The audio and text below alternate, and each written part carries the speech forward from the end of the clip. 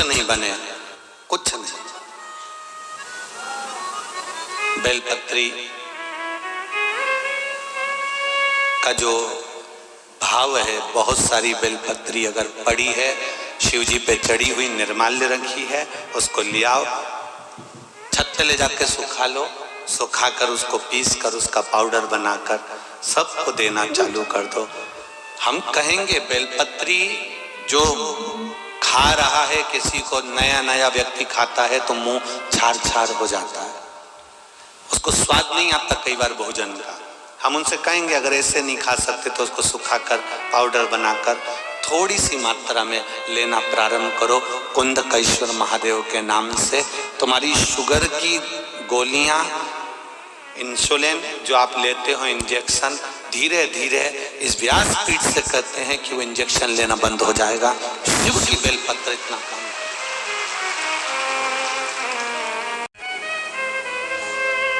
Doctor को भी check करवाते रहो, उनकी दवाई नहीं छोड़ना, अपन को दवाई खाते रहो।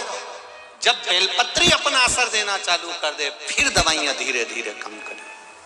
कब तक खाओगे? वो कौन सा पाप है? 7 पाप ऐसे होते हैं, उसमें से एक पाप ऐसा होता है जिसका दंड यमराज नहीं देता, जिसका दंड स्वयं महादेव देते हैं।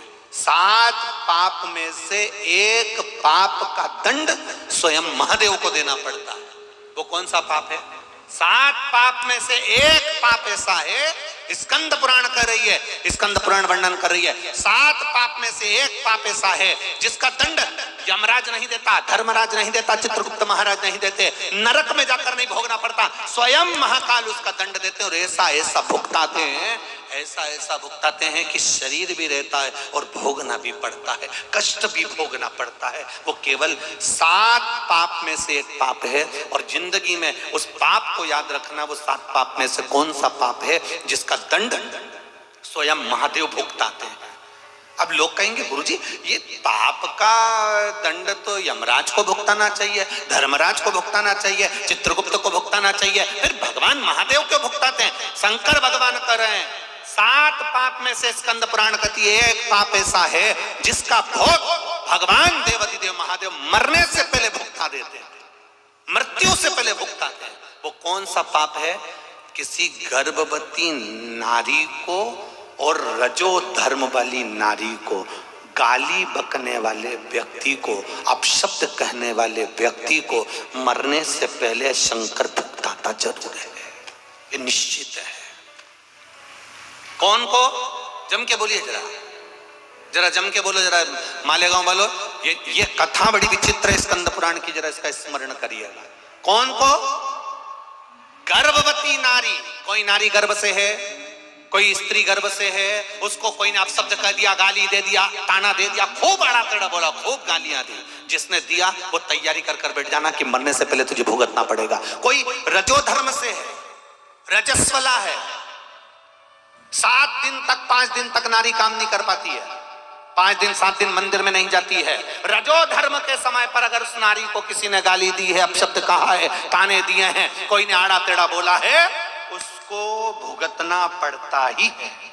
7 पाप में से एक पाप ऐसा है जो महादेव मरने से पहले भुगता देता है। मेरा माताओं से एक निवेदन है, देवरानी जेठानियों से भी निवेदन है, परिवार के लोगों से भी निवेदन है, जब नारी रजस्वला धर्म में रहे, रजो धर्म में रहे, 5 दिन वो काम नहीं कर पाती है, उस समय पर तुम्हारा मुंह नहीं फूलना चाहिए, तुम्हें अपशब्द नहीं कहना चाहिए।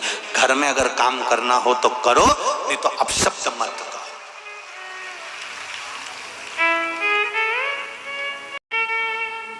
मंदिर जाते हो, पशुपति व्रत करते हो, पशुपति व्रत करने वाला पशुपति व्रत करके चला गया, तुमने व्रत नहीं करा पशुपति का मान लो, और तुम मंदिर चली गई और वहां पर बहुत सारा प्रसाद रखा हुआ है। 2 हिस्से तो मंदिर में रहते हैं ना, बहुत सारा पशुपति व्रत का प्रसाद रखा है, पुण्य कमाओ, उस प्रसाद को इकट्ठा कर लो, कोई गरीब बस्ती में जाकर, कोई साधारण कोई व्यक्ति भूखा हो उसको घर से दोने ले जाओ, कागज ले जाओ, उसमें वो प्रसाद इकट्ठा कर कर सबको बांट दो, वो भी तो पुण्य है।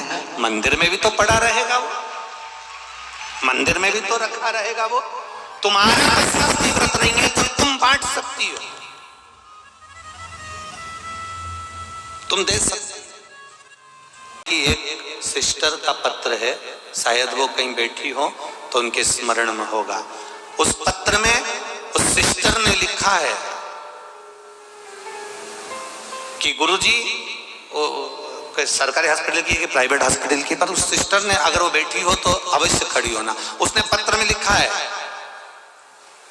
आपने बताया था गुरुदेव, जब बच्चा जन्म लेता है मां के गर्भ से और रोता नहीं है, उसको थप मारा, चिमटा खोड़ा तो नहीं रोया, तो स्वधा स्वधा आपने कहा था एक बार कथा में, उसका स्मरण करना और बोलना।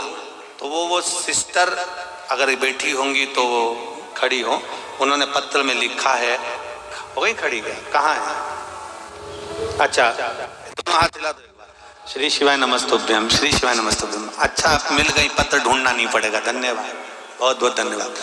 तो इन्होंने पत्र में लिखा कि हॉस्पिटल में जब बच्चा श्वास नहीं ले पाता, रोता नहीं, चिमटी खोड़ी, धप मारा तो भी नहीं रोया, तब डॉक्टर भी आश्चर्य में पड़ जाते हैं। तब हम उस बच्चे के कान में, जैसा आपने कथा में कहा था, श्री शिवाय नमस्तुभ्यम और सुधा सुधा कहा और बच्चा रोना चालू कर देता है। ये प्रैक्टिकल उनके बताए उन्होंने, और वो लिख रही है पत्र में, एक बच्चे के साथ नहीं, कम से कम हमने कई बच्चों के साथ ये क्रिया करी और बच्चा रोना चालू कर देता है।